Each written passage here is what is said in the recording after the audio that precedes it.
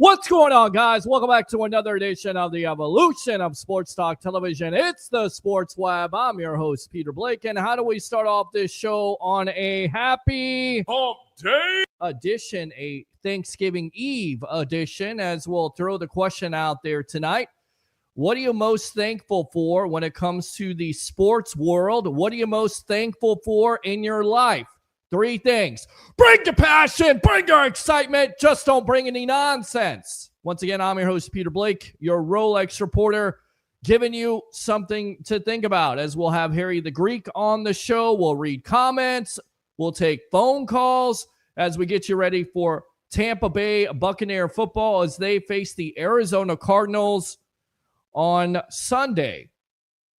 And oh, by the way, as we're going into this holiday here with Thanksgiving on Thursday, so hopefully you get your turkey, you get your mashed potatoes and gravy, your sweet potatoes, your yams, your apple pie, whatever you guys like to eat. Macaroni and cheese, of course, homemade. Not out of the box, homemade, of course. I will have my 47th year of absolutely making no food at all because I'm not a cook. I rather eat, and I rather eat all day long, watch football, and go to sleep. And there is no order to that operation. That's the great thing about Thanksgiving is you can eat all day long, you can watch football all day long, and if the football games get bad, you can go to sleep all day long until you have to go back to work the next day, which is Black Friday, which, of course, you got another football game headed your way if you're a Philadelphia Eagles fan as they take on the hot Chicago Bears. How about that? Huh? Our friends out there, Mr. Harry the Greek, Travis Faley, Roger Shue, Sun Devil Dave, all Chicago Bears fans. So you have to be happy for them. We'll see what the Philadelphia Eagles do. Getting ahead of myself because this show is brought to you by Tampa Joe's for your away watch parties when it comes to your USF Bulls, which sadly they are ending off the season and they are in the news tonight. We will get to that in just a little bit. But Tampa Joe's 93-16 for your Bucs away watch parties. Get out there in about 4 weeks as they face the Carolina Panthers. Hopefully you join me there. Again, great food, great atmosphere, a great place to watch a football game, and of course, home of the evolution of sports talk television. And then if that wasn't enough, let's go out to Up the Block Barbershop. You don't have to go far. It's Up the Block Barbershop, 4946 Moog Road in Holiday, Florida. Go see all the great barbers there, including my favorite, Ricky. Tell him the Rolex reporter, Peter Blake, sent you. Once again, whether you need a haircut, a beard trim, a fade, it's all there for you. It's Up the Block Barbershop, and tell them the Rolex reporter sent you. So there you go. There's the advertisements out of the way. The phone number is as followed. 727-255-0391 and 727-255-0391. We will talk about Baker Mayfield it looks like he may play in this game. Do you agree if he plays in this game? Do you agree? Do you want him to play, or would you like the Bucs to sit him out for a backup quarterback who has the veteran presence and a Teddy Bridgewater? That's a question for the night. Not only that, and then this came over the wire. Just early this morning because we covered the USF Bulls, and we got you covered on Saturday as they face Rice at Raymond James Stadium. According to the report from Trey Schapp of 103.7 The Buzz, South Florida Bulls head coach Alex Golesh has accepted the vacant head coaching position at the University of Arkansas. A source this morning indicated the job was offered to him in principle and that it is his to take, but there has yet to be any confirmation that he is accepted per Schapp's reports. Now, Rob Higgins talked about this, the new CEO of South Florida. He said this: since Saturday's game, Coach Golesh has been presented with outside opportunities that have been transparent about with us. We are respectful and supportive of Coach and his family and their decision-making process. We'll remain in constant communication. Bulls Nation, rest assured, we are ultra prepared for every scenario that could unfold in the coming hours and days. Our commitment and investment have never been higher, and we're also laser focused on being great stewards of our resources. Most importantly, the future of USF football has never been more bright. Go Bulls! So to Bulls fans that watch this show, because I know some of you are Bucs fans, some of you are hockey fans right now. Last check, the Lightning are winning 4-0 over the Calgary Flames, so that's always a good thing. But going back to Bulls fans, as they end the season here on hopefully a high note. But when you hear Higgins talk about as this this program is ready and waiting and prepared for whatever happens, are you worried about losing Alex Golesh? 727-255-0391 and 727-255-0391. So we will definitely get you ready for Bucs versus the Cards. We'll talk USF. What are you most thankful for in your life and the sports lexicon, if you will. And just talk to me tonight. Let's go out, of course, to our texters, as we always do here. Facebook stars are open. Go and friend me there at Peter H. Blake. I promise I won't bite.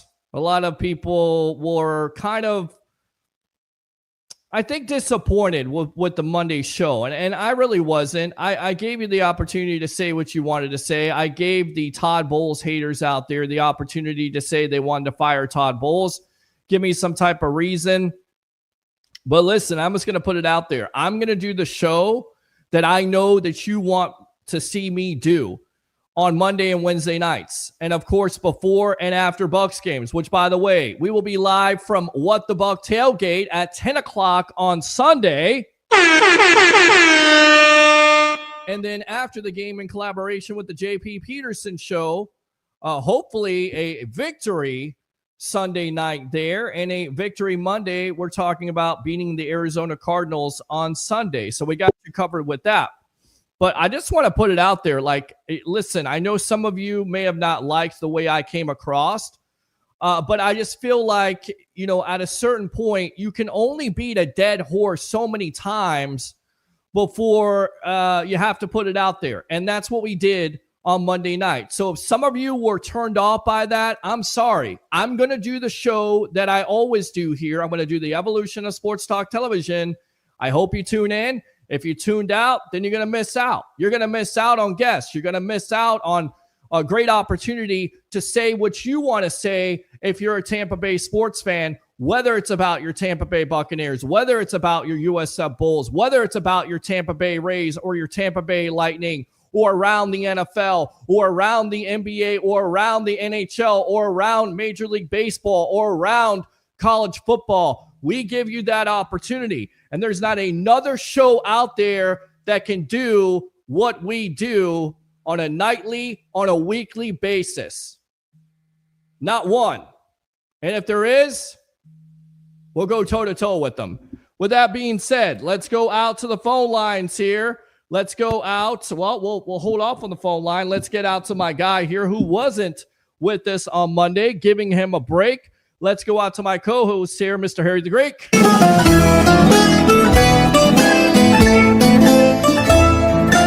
Mr. Harry the Greek, welcome to the evolution of Sports Talk Television here on a happy hump day edition of the evolution of Sports Talk Television. How you doing, my friend? What's up, brother? How you doing today?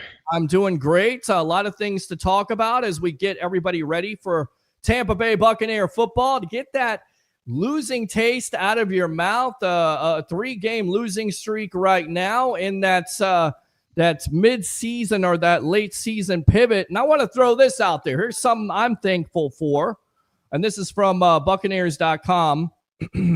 As week 13 has arrived. And recent history holds this is a good thing for the Buccaneers. Since 2020, you get this? 2020, the last time they won the Super Bowl. I know you Bucs fans forget this. You have selective amnesia, but that's neither here nor there. Not everybody, but some of you. The Bucs have gone 22-6 from week 13 on, and their late season surges in 2023 and 2024 have turned dire playoff situations into their third and fourth consecutive division titles. 22-6. Your thoughts? Welcome to the Sports Web. Hell of a record. You can't really, you really can't. How do I put it? I mean, you can't deny that those are the facts. I mean, 22-6 is huge. Well, it is. It's 22-6 is absolutely huge to a lot of people. You know, the Bucs have great starts, and then again, the mid-season swoon a little bit, and then they forget about that late-season surge. They're calling Todd Bowles a mediocre coach. Mediocre. No mediocre coaches, no mediocre calls. Let's go out. We talked about this already last week on Wednesday before the game. Yeah. You know, that there was a possibility if they lost this game, people were going to be flying off the handles. People are going to get ready to jump off the bridge. But then there's this 5-game stretch or 6-game stretch. That's all very, very, very winnable. But that even changes now with the uncertainty what's going on with Baker Mayfield, and I'll give you my takes on those in a little while. I guess you got a caller on the line? Yes, we do. Let's go out to Curtis, one of my favorite web heads. Let's start out with this, my friend. You got to do me a favor. You've watched this show. You've listened to the show for a long time. Start it out right, my friend. Say it. Bring your passion. Bring your excitement. Just don't bring any nonsense. Go, Curtis. Well, before I say that, I really got something else to say. All right, go for it, my friend. First of all, I want to say happy Thanksgiving to my two brothers on the phone. Yes. What's up, man? Happy Turkey Happy Day. Thanksgiving to you. Yes. That's the one thing. Number two, I thank God for you and Harry, because Peter, if people don't agree with your opinion, tell them to go watch something else.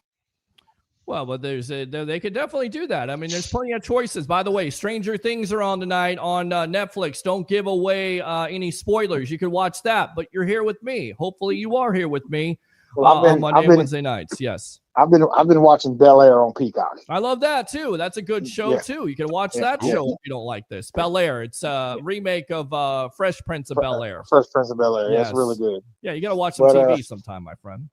Listen, every time I call, I'm bringing my passion and excitement, and I'm never bringing any nonsense. Right. And I'm going to tell you something. 3 games.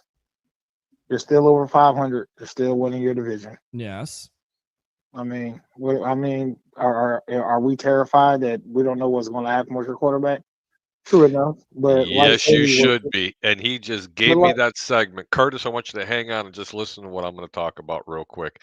You want to talk about a quarterback? Let's go back about 4 years ago, 5 years ago, when he was playing with the Cleveland Browns. They almost ruined that young man. I'm going to tell you what happened. He was hurt. They kept playing him, and they kept playing him, and they kept playing him. Well, people don't realize that Baker Mayfield has never gone 3 consecutive years without an injury. Okay. Welcome to that year 3. He's having that issues again for some reason. Last year he was showing signs of being dinged up. This year he's hurt. Okay. You got a sprained AC joint. It is not easy to throw the ball. People say, it's not his throwing shoulder. It takes just as much muscle in your left shoulder to be able to cock and pivot with your right. If they don't rest him, I fear that this organization is not going to do this young man a service and a justice, because this is what almost ended his career in the National Football League. I don't want to hear about all the Bucs fans saying, we knew he was going to be a superstar. Bullshit. Nobody knew it. He went to Carolina. He went to the Rams. He was washed up. There were 4 other quarterbacks that year that were highly sought after, and everybody wanted them, including Mr. Carr coming out of the Raiders. Remember that, Peter? Okay. He went to Tampa. The general manager stepped on his peepee and went, wow, we struck gold, because he was healthy. Now he's a gamer. Let me tell you something, Curtis, and everybody out there in the web heads. If the Carolina Panthers would have won last week, I assure you Baker Mayfield was playing this week. Okay. But at what cost? That's the issue. If that man's hurt, you better give him another week of rest, because what good is it going to do going into the playoffs? And Peter, can you tell me my next 3 opponents? I'm pretty sure it's Arizona, Atlanta, and New Orleans. Maybe not in that order. Well, it's New Orleans and then Atlanta, and they're all at home. 3 consecutive home games. This is what Baker had to say today to the media when asked about the pain. He said it's decreasing for sure. It's pain tolerance management at that point. See how it goes through the week and go through there. He says he clarified that he doesn't want to rush his recovery to avoid worsening the injury, understanding that we have Teddy, and I've been in this spot before, and the non-throwing shoulder, and if it's going to hinder how I play, I probably won't go, but won't know until later in the week, getting practice reps and seeing how that goes. So now let me ask both of y'all a question. Sure, go for it. Y'all are like my older brothers. I love you guys. I respect you guys' opinions, and that's what we do. We bounce off each other. Sure. I feel like Bucky Irvin comes back this week. Yep. I feel like Teddy Bridgewater can beat Arizona and New Orleans. I feel like we could sit back and let Baker heal for the next 2 weeks. And I think he could play the Atlanta game. That's what I think. I think that's the ideal situation. That's the reason why you signed Teddy Bridgewater in the first place. Yep. With that being said, and I also believe, Peter, I'm sorry, I don't mean to cut you off, but I got to say this. Yeah. It also depends on the games that Carolina and Atlanta win and lose in the next 2 weeks. Mm-hmm. Because if Carolina loses in the next 2 weeks and Atlanta loses in the next 2 weeks, does he even have to play the Atlanta game? It's a great point. If you win the NFC South outright and you don't have to play him, then do you play him? I mean, you go back to it, right? I mean, if you rest players, does that hurt you? Does that hurt the Mo, Harry? What do you believe in that? I mean, the job is to go into the postseason healthy. Correct. So you get Baker and Mike Evans, and there's been rumors that Kalijah and these other guys are going to come back for the playoffs. Correct. If you ultimately win a playoff spot without playing Baker, do you sit him for 2-3 weeks and then rev him up to get ready to go into the playoffs? I don't see it. I don't see it. As much as I would sit here and say you probably should rest Baker this Sunday, if he can play, he's going to play. You rest Baker. You take the L on the chin because that's probably what's going to happen unless you're going to win a 12-9 ball game. Peter, I don't want to throw this. I don't want to throw the season down the toilet. Right. Even if they lose next week and Carolina wins, they're still not throwing the season down the toilet. That man needs a little bit of rest. And let me be really clear. Baker Mayfield, Teddy Bridgewater is not the answer for this team. He's not going to win you these ball games. He's not going to win you these close ball games. You better have a really good running game, and you better find a formidable defense. That's my point. We have to run the ball. And Bridgewater only needs to make the passes that he needs to make. Yeah, DLG quarterback. We've seen him do that before. Yeah. I mean, again, that's the reason why you have a backup. Can he do it? He can, but I just have a feeling if Baker's going to practice here in the next couple of days, he's going to play. It's going to be a pain tolerance issue, and you're going to have to be careful. And the problem with it, it's a gift and a curse, right? Baker Mayfield wants to run. He wants to scramble. That's the great part of his game, and we know that offense has definitely struggled without Bucky Irving. And when you also know that when Baker's hurt, it is a different type of offense, but you're going to definitely have to make some adjustments.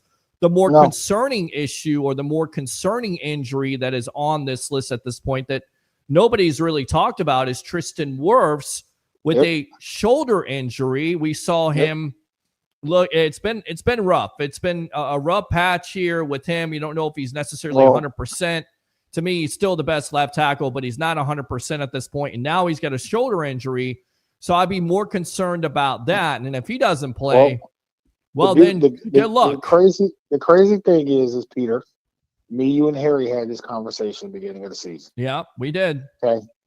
If Baker, every 3 years he is hurt. Okay. Yep.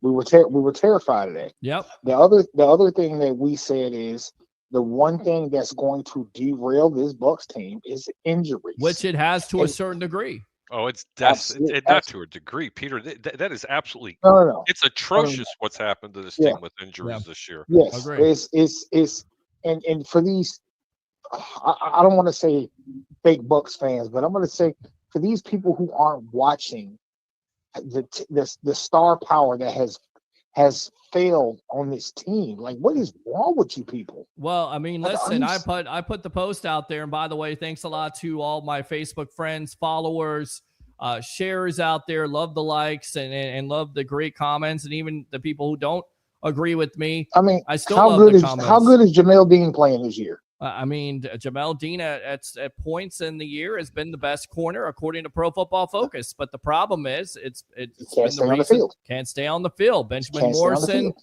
he looks like a rookie at this point. I mean, then you got people, and he hasn't been injured, but Savasi Dennis is inconsistent. Yep. Everybody put their faith into what's the pass rusher? Hassan Reddick. Yeah. What has he done? Not much. Nothing. Yeah. So, like we all say from the beginning of the year, injuries, and you can have the greatest team in the world on paper, but you still got to go out there and prove it. That's why it's phenomenal with what they've been able to do with Todd exactly. Bowles. So all the people who are out here bashing the Bucs and Todd Bowles, people, what are y'all watching? He's mediocre. He said that Todd Bowles is mediocre. He's a mediocre coach. This team's not going anywhere. They want him to go back to the doldrums at this point. If Todd Bowles gets fired, he'll have another job. I know he will have another job. He's a good coach. He's got his flaws. We never said he doesn't have his flaws on this team. But, again, to sit here and say that injuries are not a big part of what's going on right now would be, foolhardy. Curtis, thanks a lot for the call, man. I got one thing for Harry. Yes. What you got, Harry? man? Yes, Go Bears. That's all I gotta say. Go Bears. I you know what? I told you at the beginning of the year. I said as long as Ben Johnson got it right with Caleb Williams, they were going to have a chance to win. And you know what? That NFC North is looking kind of weird over there right now. It's quite brutal. It's very competitive up there. I agree with you. A lot of people don't know this. I mean, Caleb doesn't really give the ball away very often. He does a really good job controlling it, but he's got the lowest completion percentage in the National Football League of all active quarterbacks, and yet he's still on pace to shatter all the records for a Chicago quarterback. Offensively, you're right. They can play with any team in football, but they've got the Buccaneer injury problem. But it's on their end. It's on the defense. They're missing 6 starters. Curtis and Peter, for you, yes. Don't be letting people get up under your skin. You're the best commentator in the business, brother. Thank you, Don't brother. let them get up under your skin, because guess what? All you doing is telling people what you are seeing. And if they can't agree with that, then that's their problem, not yours. That's it. I love you guys. Love you too, Happy brother. Thanksgiving. Yes. Be safe. And hey, go Bucs, baby. Go Bucs. That's what I'm talking about. That's how you end off the call right there. Wait up, little boy. Wait up. It's exciting. Fire the cannons. Open phone line, 727-255-0391. It's 727-255-0391. Yeah, I got told by somebody, well, you have never played the game. You never coached the game. And I said to him, well, to your point, you've never coached the game at the NFL level, so you can't really tell me anything. And by the way, I don't have to be a cook in order to know something tastes like crap or looks like crap. That's how it is. So that's the way you lose a debate. When somebody says you never played the game, you don't know what you're talking about. Tell me why I don't know what I'm talking about. To say, division titles mean nothing because it's a bad division. Would you say the same thing about Tom Brady? When Tom Brady was winning all those division titles, would you say the same thing about Patrick Mahomes when Mahomes was winning all those division titles for the AFC West? No, you would say it's dominance. You would say they're a better team than everybody else. It's not the Bucs' problem if Carolina is. It's not the Bucs' problem if the Saints are. It's not the Bucs' problem that the Atlanta Falcons are. That's how it goes. They're a better team at this point. They've been able to win a division. Give the man his flowers and enough with the nonsense. Open phone line, 727-255-0391 and 727-255-0391. So the questions for the night are, what are you most thankful for your life? What are you most thankful for when it comes to the sports world? Do you think that Baker Mayfield should play on Sunday? Should they rest him, or they should play Teddy Bridgewater at this point? And what do you think about Alex Golesh? The report there that he has accepted the job with Arkansas. Of course, a game coming up there against Rice. We got you covered. I don't know if we're going to do a post show. We may do the post conference where we talk to Alex Golesh. I know there were some other calls. Abraham, you tried to call back in. Alex, let's go out to you. Welcome to the Evolution. Guys, first of all, happy Thanksgiving, guys. Thank you, man. I appreciate you. Listen, good times and bad times, whether we agree or disagree, I do appreciate you guys, all the hard work you do, and I'm thankful for you guys and all that you guys do. Thank you. And keep up the great work.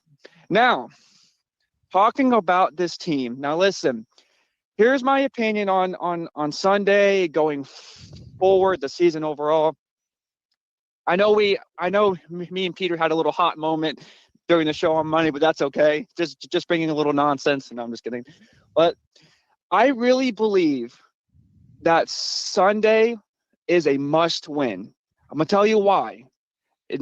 Not about the standings, not about playoff contentions or anything like that. Take a look at the Cardinals IR for a second, and they are worse than we are. So wait a minute. So wait a minute. Bucs fans are trying to convince me that the Bucs are the most injured team in the league, and you actually just said what is actually a fact, that Arizona is actually worse off. That there's actually teams out there that are worse off. Chicago. Than the Buccaneers. Like it's a part of the National Football League. Absolutely. So the reason why I mentioned that is because every team faces injuries. Every team faces adversity. Using injuries as a reason why. Now, I will say this. We all knew the middle of the season would be rough, which, by the way, I want to add a quick point, which is the main reason why I called. I'll get to it in a second. But every team faces these injuries. But if you look at what the Cardinals are dealing with, my God, you thought the Bucs were bad. I mean, like I said, just take a moment and see their injuries. But anyway, it's a must win because I'm going to tell you why it's a must win. And then I have to make one more point to you guys. Because this team is not a bad team, especially because of the injuries, especially because X, Y, and Z. I don't think Todd Bowles is actually, I don't think he's a bad coach. Okay. I don't think he's a bad coach. Does he make questionable calls year in and year out? In my opinion, yes. A point I wanted to call in to make. I think this is where Bowles struggles, and it's the one thing I want to point out, and I'm going to ask you both tonight, and then I'm going to give you a score prediction for Sunday before I get out of here. I want to ask you both. I think I know what's going on with this team, and I think it's affecting this team in the last 3 seasons. And the reason why I think the quote-unquote mid-season slump is a thing. Stop giving this team 10 days off during the bye. I really think that has to do with it. I thought about that, and, you beat the Saints. You're going into the bye on somewhat of a decently good note, but then you just take 10 days off just because, hey, we get a bye. See you in 10 days. I don't agree with that. And I think in Todd Bowles, I really do believe is the only coach that I know of in the National Football League that says go home for the bye and let's do no work for 10 days. I really think that's the reason why we came in against the Patriots, against these last 3 games, looking like shit, because I feel like maybe we got a little too cocky. Maybe, hey, listen, we're 6-1 or we're 6-2, whatever it was going into the bye. Let's take 10 days off. Terrible call. So I'm asking you guys that. Do you think that slightly has an effect on this team, especially with the injuries? All right. It's a good point, man. Appreciate the call. As always, Thanks, happy guys. Thanksgiving to you, all right? Thanks, buddy. I mean, this has been kind of talked about. Open phone line again, 727-255-0391 and 727-255-0391. Too much time off? No. No? It's not too much time off. Listen, in the middle of the season, you need as much time as you can get off. You also brought up the fact about going home. Look, you're going to need a little bit of time. You've got to get these players healing. I've played the game. If I had 10 days in between games, especially when I wasn't doing very well, it revitalizes the body and it gets you going again. They just ran into a buzzsaw and they've got a lot of injuries. It's just bottom line. On defense, they got to learn how to stop people coming off the edges. They can't stop the run very well on the outside. As I was telling you earlier on the phone, if I was the opposing offensive coordinator, I'd run the same plays every single time. I wouldn't run one play up the middle. I'd run everything around the edges until they decided that they can show me that they can stop it. And so far, they can't. All right, let's go out to the phone lines, and we're going to hear from what Todd Bowles had to say according to Pewter Report. Let's go out to Tim. Good evening, Peter. Good evening to you. Yeah. Let's go out to KR. Happy Thanksgiving to everybody that is tuning in tonight, all the web heads. I guess we'll get back to that in a moment. Let's go out to Brightside Broadway. Brightside, welcome to the Evolution. You're on with yours truly, along with Harry the Greek, professional handicapper extraordinaire. Go, my friend. Happy Thanksgiving, Peter and Harry. Yes. I want to thank you for a great show. Thank you. And I agree with Curtis. However, I disagree with Alex.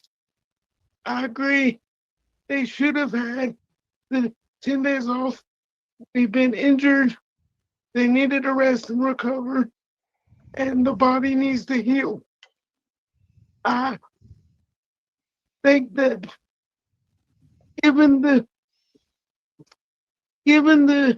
status of Baker, I think Teddy Bridgewater needs to play this weekend, and I don't think he will. I think Baker will play. And I wish he would rest and sit out this weekend, but no, happening. Okay. Those are all good points. Yeah, absolutely, Brightside. I'm sorry, I can't hear you. Go ahead. I'm sorry, I got choked up a little bit. Yeah, you get it. Okay. All right. I agree with what Coach Bowles has been doing, and I agree with what Owen said the previous shows. Do I agree with every call? No, but I still think he's a good coach. All right, Brightside. I appreciate you, man. Thanks for the call, buddy. Take care of that voice. All right. And I hope you have a blessed and great Thanksgiving. I'm thankful for you guys and my family and my wife and my kids. Love it, man. Happy Thanksgiving to you, brother. We'll see you on Sunday, too. all right? Bye-bye. All right, go Bucs. Yes. I want to get out to this guy because he's been calling over and over again. We have Mr. Williams call in. I know he wants to talk. Let's go out to Johnny from Tallahassee. Johnny, welcome to the Evolution. What's going on? Happy Thanksgiving, guys. Happy Thanksgiving to you, buddy. How you doing? What are you most thankful for in your life? What are you most thankful for when it comes to sports? Go. I'm most thankful for my children. Okay. I love my children and my family, and I'm most thankful for the Bucs. All right. So your confidence is not wavering, if you will. You still are confident with this. Absolutely not. Okay. I mean, look, something I really want to touch on is that, you know, there's well, first of all, for the Greek, I wanted to say, you know, you had mentioned earlier, a lot of people were saying, oh, Baker's a superstar, and they didn't really believe that or whatever. I don't remember the exact words, but as far as Baker Mayfield goes, I remember when he took the Browns to the playoffs, and the Browns has been trashed for decades.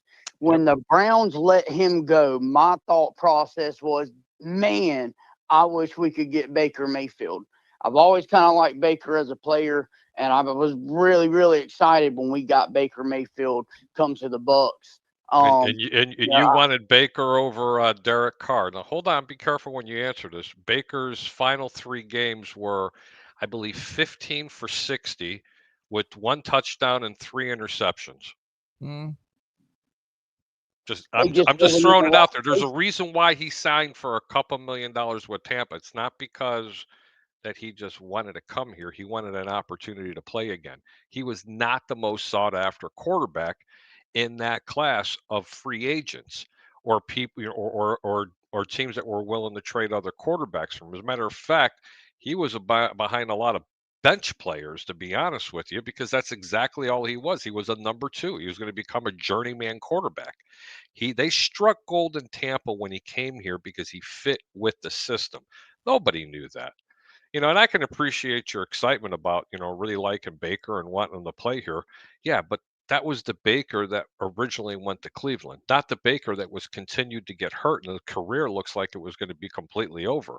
And that's all I'm talking about. 3 consecutive years, the man's never been able to go without being not injured. Well, not only that, he was with Carolina, remember, with Sam Darnold as another quarterback at Carolina. That's why they're such a garbage organization.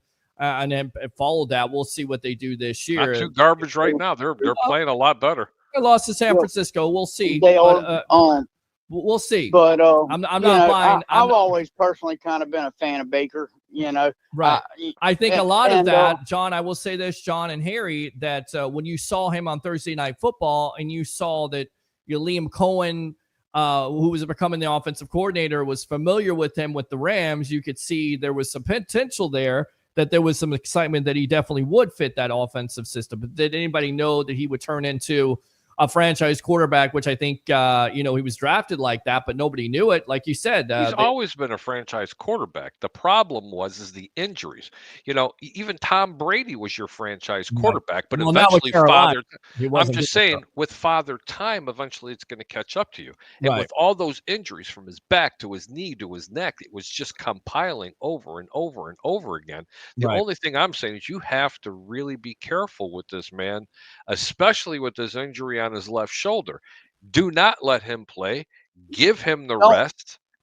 Even if they lose this week, you have got to give this man rest. So, Johnny, you're saying you don't want him to play this week. You want Bridgewater to play. Out of everybody, if there's a time to let Teddy Bridgewater step in and play, it's going to be against the Cardinals. Okay. Now, let's just be honest. The Cardinals is one of the very low caliber teams in the NFL right now. If Bucky Irving is back, we run the ball all over the Cardinals. They can't stop the run. You use Bucky Irving. You let Teddy Bridgewater play a little bit. You give Baker. We've still got enough games left in the season. We still got Carolina twice. I feel very confident with Baker Mayfield back in. We beat Carolina both times. Carolina's not high caliber. I think we beat New Orleans again. If we can beat Arizona this week, look, we've got 4 wins on top of it. If we beat Carolina both times, that still puts us going, into the playoffs, okay, and winning top of the division. This season is not over, and that's another thing I wanted to touch on is I feel like you get 2 kinds of fans, and this is kind of directed, to everybody out there. You got your doomsday fans. Look, this last game, it was devastating. It was embarrassing to watch. It felt like crap seeing our team just getting mauled over. Hey, that's the NFL. Every team goes through an embarrassing loss. It's going to happen. But then you get your doomsday fans, and they're like, oh, it's over. Let's fire Todd Bowles. And everybody's wanting a finger to point. And I like to be more of an optimistic.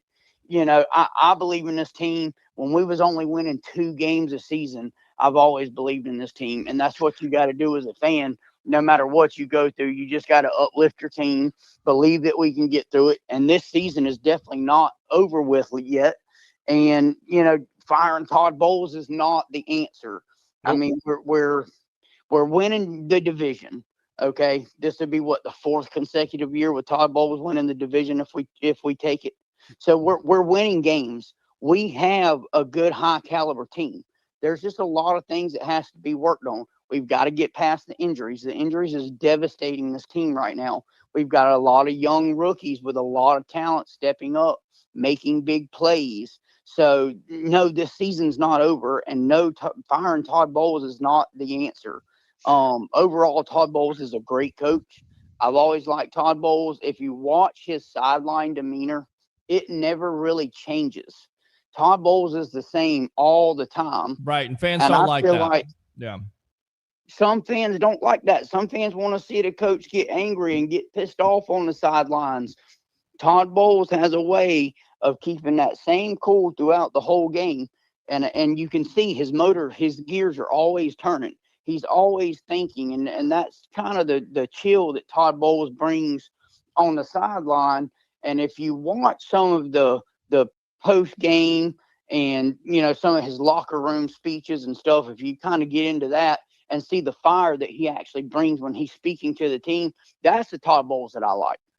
Love it. Good stuff, Johnny. Appreciate it. A little correction while you're hanging up with Johnny. Go ahead, Johnny. Thanks for the call. But seriously, Peter, a little correction. He says they're just going to run right through Arizona. Arizona's not a pushover on defense. They're middle of the road, I think 15th through 18th on rushing. They give up about 110 yards a game. Let me explain something and how crucial this is and how marginal this is. 10 less yards a game, they're a top 10 defense in rush against the run. Okay? The Arizona Cardinals are definitely not a pushover team. And Jacoby Brissett is actually playing very good football. I'd rather have Jacoby Brissett on my team than I would as a Teddy Bridgewater. Listen, the bottom line is this. if they go into Arizona and they lose this game because That's Teddy not Bridgewater's Arizona. playing, They're coming home. I'm sorry, Three- when they're playing Arizona, and if they lose to Arizona, they can still run the table by giving him. You win the next 5 after that, you're definitely going to go into the playoffs. That's all I'm saying. This game, it's important, but it's not a do or die situation. I think from the standpoint, I think what he was trying to get across, or what Alex was trying to get across, is you want to get that losing taste out of your mouth. You don't want to go through a tailspin here where it's 4 games, you're losing to a 3-win team. I understand any given Sunday, but the record is absolutely conducive for this team, Peter. Right. Not the record. The schedule is very conducive for this team for the rest of the season. But what I'm saying is just don't sleep on Arizona. Arizona come up and bite you right in the ass. Arizona, because they took Jacksonville to overtime. So every game in the NFL is tough, but it's certainly a winnable game. Let's go out to Trevor. Trevor, welcome to the Evolution. What's up, fellas? What's going on, boss? How you doing? Trevor? I'm doing well. Just got through playing some Madden. I got my ass kicked, but other than that, I'm doing good. You played Madden and got your ass kicked. Why'd you get your ass kicked? Because I was making some stupid ass plays. It was completely my fault. So I take accountability. Did you play linebackers out in zone like Todd Bowles does sometimes with his defense? That's the question. No, I didn't play zone. I should have played zone though.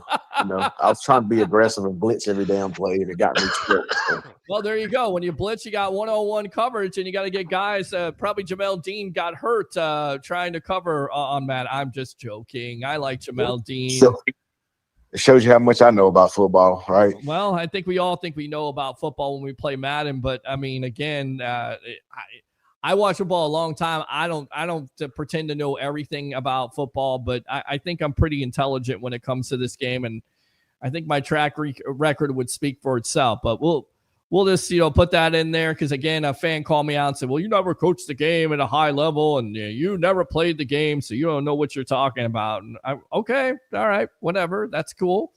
You didn't win the debate because you said that. You just look like a damn stupid idiot. With that being said, Trevor, what are you most thankful for in your life? What are you most thankful for when it comes to sports? Well, what I'm most thankful for my life is, my health. I mean, people take things for granted. I'm thankful that I can get out of my bed every morning. I'm thankful that I can go to work and make a living and support my family. That's what I'm thankful for just in general as far as life. Sports-wise, I'm thankful for the ability to be able to go support my Buccaneers. This past week, I was in L.A. To the Rams game. Had an opportunity to go out there. Never been to L.A. before. It was my first time, but yeah, I'm thankful for the opportunity to go across the country and just support the Buccaneers sports-wise. I absolutely love that. I love this time of year, regardless of the record. Do you still have confidence in this team? Should Baker Mayfield play on Sunday, or should it be Teddy Bridgewater? What's your feeling on that? Hell no, Baker shouldn't play. Okay. I don't give a damn what we got at stake. He's been injured before, and I think the year after they made the playoffs, if I'm not mistaken, is when he got his injury, right? And respectfully, he played like shit that year, and he had no business being out there. And they kept playing him, and that was just not the right call. If Baker is our guy, which everybody seems to think he is, including myself, then you let him rest. And you let him come back when he's damn ready to come back and play. I know he's a competitor, and I know he's going to want to be out there regardless. But respectfully to Baker, that's not his damn decision. Between the coaches, the doctors, and the GM, they have a decision to make to say, hey, we need to protect our quarterback because last time I checked, finding the quarterback isn't easy.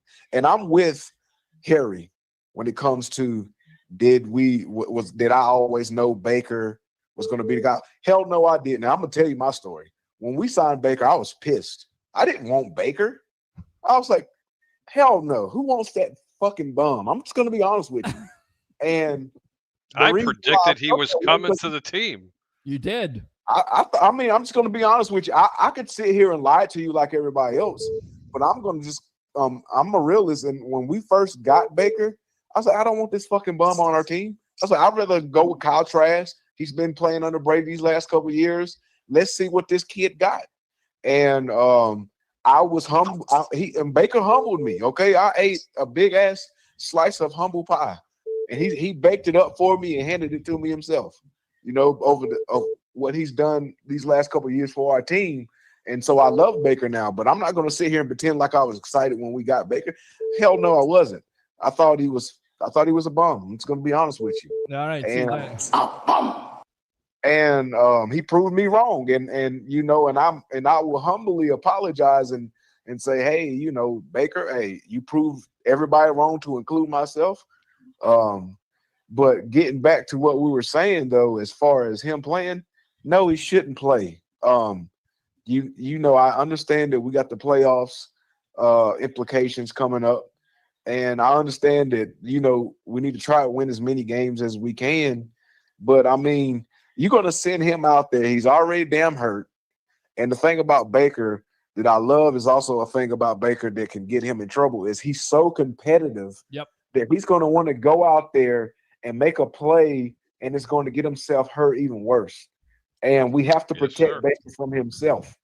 You know, if it's third and long, right, and he sees an opening in the middle of the field, you know he's going to run and take it. That's just in his nature. That's just what he does.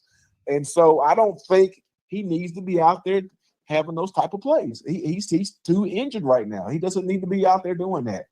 I understand it will be challenging for us because, like you guys were saying, although Cardinals have only won 3 games, there's certainly no pushover. They've been in the ball games this year. But you do get back Bucky Irving, so that should definitely help your offense, which has definitely struggled without Irving and his presence to that running game. Trevor, appreciate the call as always. Use that second one if you want to, my friend. All right? Yes, sir. Happy Thanksgiving. Yeah, man. Happy Thanksgiving, buddy. All right. I know Ed is calling in, so I'm going to continue to read the comments until he calls back, which I know he will. Evening, Peter. It's KR. Happy Thanksgiving Eve to you and the family. Go Bucs. I honestly hope Baker rests this week, plays the rest of the season. I don't want that arm injured anymore. Again, they got a break because it was just a sprained AC. But again, that can definitely you re-aggravate that injury and you're dealing with it. All right, let's go out to the phone lines. I don't know. Hopefully I never know. I broke my collarbone. Stand by here. Let me go out to Ed. Ed, welcome to the Evolution, my friend. Yeah, I'm watching your show. You can tell. I just want to say a couple things about Baker, some thoughts that I have. You know, you really need to have a really good backup with him because with his playing style, he's going to get hurt. Well, do you think he plays this week or not? I mean, if it was me, if we weren't like 6-5 right now, I definitely would hold him out.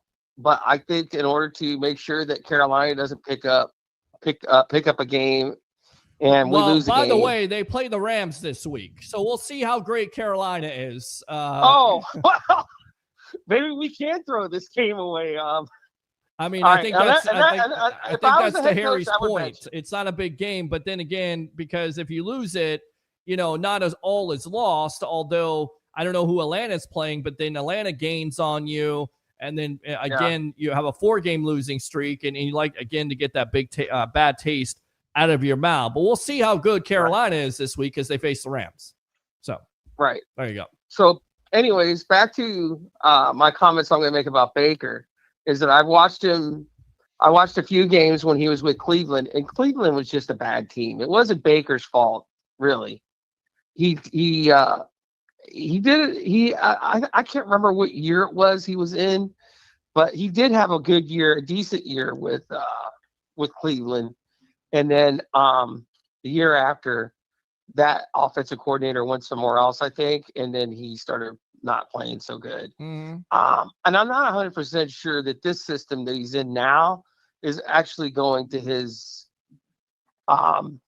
is actually going to work for him. And by the way, Atlanta plays the Jets, so that there you go. You could have 1 game gained on it. So I think that they need to play him and just play him sparingly. Like what you do is you run the ball, just run the ball. Be committed to running the ball and only pass it when you have to. Well, we'll see what they do here. A couple days. We'll see if he practices tomorrow because they do have practice on Thanksgiving, and I think we'll get a good idea. What are you most thankful for, Ed, in your life, and what are you most thankful for in the sports world? I'm thankful for knowing Harry because he has actually made me money on some of his picks and his advice as far as gambling is concerned. Not a lot of money, not enough to retire me, but it was some money. Good job. I mean, I'll give it to him. I'll give it to him. Good job. Check is in the mail. There you go. Good stuff. Good stuff there, Harry the Greek. Harry the Greek, professional handicapper extraordinaire. He knows his stuff. He'll make you some shekels. He does. If you pay attention to him. Now, if you ask him for advice and then you don't do what he tells you to do, then once again, you're an idiot and you deserve a Tom Brady. That's good enough to suck right there. There you go. Exactly.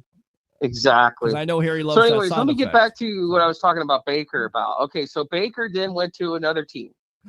It looked like he was going to be – he looked good. He looked good with the Rams for a couple of games. He looked good with the Rams. Yes, he did. Stop. He did not look good with the Rams, guys. He was a good offensive coordinator. He won a football game in the fourth quarter. He completed 6 passes out of 25. That wasn't good. Peter, stop, please. Well, what was it then? It was horrible. What it was the intangibles that the guy could still win. He was look. He didn't beat. He couldn't beat Sam Darnold out at Carolina. Here, but okay. Well, okay. That game that he beat against Seattle, and the reason why that game sits in the back of my mind is because Peter says, "Who do you like in this game?" I said, "Buddy, I like the Rams today with Baker Mayfield." I'll never forget it. And I said, "Yeah, with Baker Mayfield," and they ended up winning the game, and it was honestly, it was very lucky, but I'd rather be lucky than good any day of the week. He wasn't playing all that well. You could still see the residuals of the injuries. You could still see the residuals of his body being broken down. When he came to Tampa, he got enough rest, and the rest was history. Well, That's all. to his stats here, I'm looking at it right now. He completed 64% of his passes at 850 yards, 4 touchdowns, and 2 interceptions. Go to the game, please. That's Seattle game. Seattle game. Seattle, let's see. Baker Mayfield versus Seattle in what? 2022? The game that he won. It was a primetime game, if I'm not mistaken. Thursday night game was on 2 days of preparation, which is amazing in itself. Let's see here. Was the midseason trade orchestrated improbable 98-yard game-winning drive just 2 days after joining the team. I don't see his numbers, though. I'm looking. Go ahead and find his numbers for me as I'm trying to look right now. It's all right, man. They were dismal. That's what I'm going to tell you. They were dismal. Still, even with his numbers being dismal, he was still able to engineer a 98-yard drive 2 days with the team. So, I mean, I know what you're saying, though. Stats are for losers.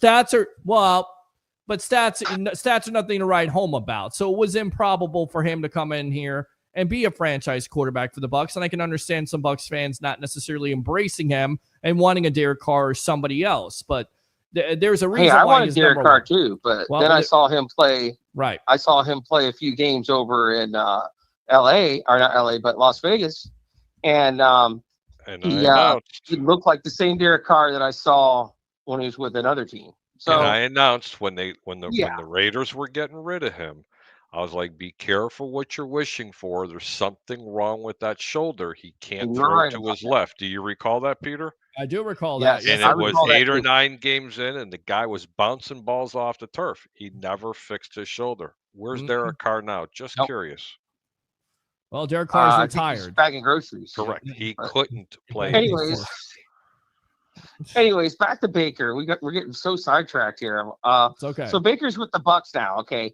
And even if he's not 100%, his presence brings a lot to that offense. Just his leadership alone. Those guys will kill.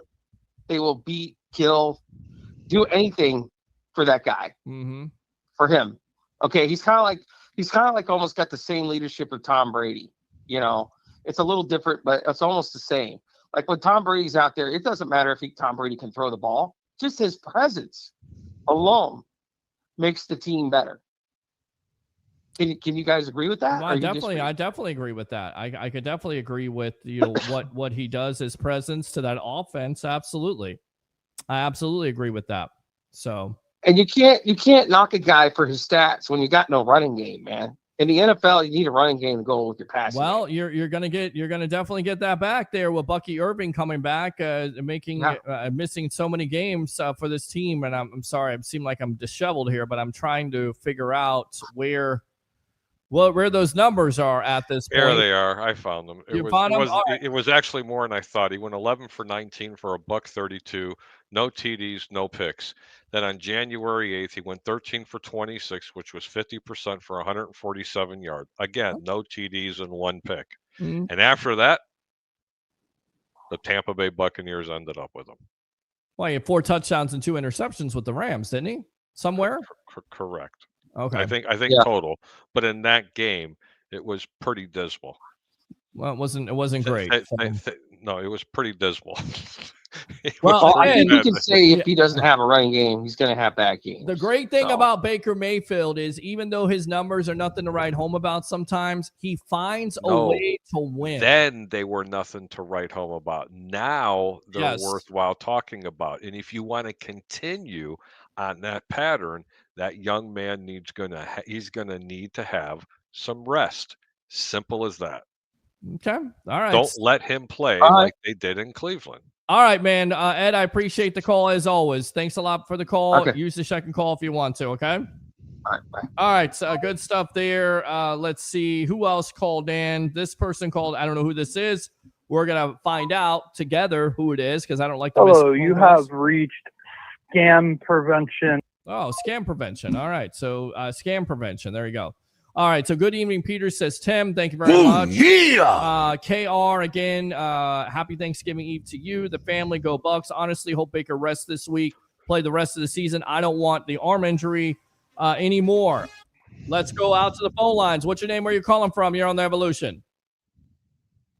Cameron, how you doing? I can't hear you. Is this Cameron? Yes, sir. How you guys doing? This is Van House Life, isn't it? It is. Oh my gosh, you've been the biggest troll of all time. I knew who it was. I've known this guy for a long time. He's a troll. What's on your mind, Cameron? What are you most thankful for besides being a troll and trolling this show? Well, number one thing I want to say is we're very thankful that we have Baker Mayfield and Todd Bowles on the Bucs. I think they're doing fantastic. Okay. I think they just need a little bit more time with each other, which I'm sure the Greek would agree with. Second of all, I think that they should rest Baker Mayfield this weekend because it's not worth him potentially going out for even longer. Because didn't they say that it was just a sprain injury, nothing actually broken? Yeah, sprained AC. Yes, it is. Sprained AC joints on his non-throwing shoulder. You're correct. Yes. I can't hear you. It sounds like you're talking in a cup.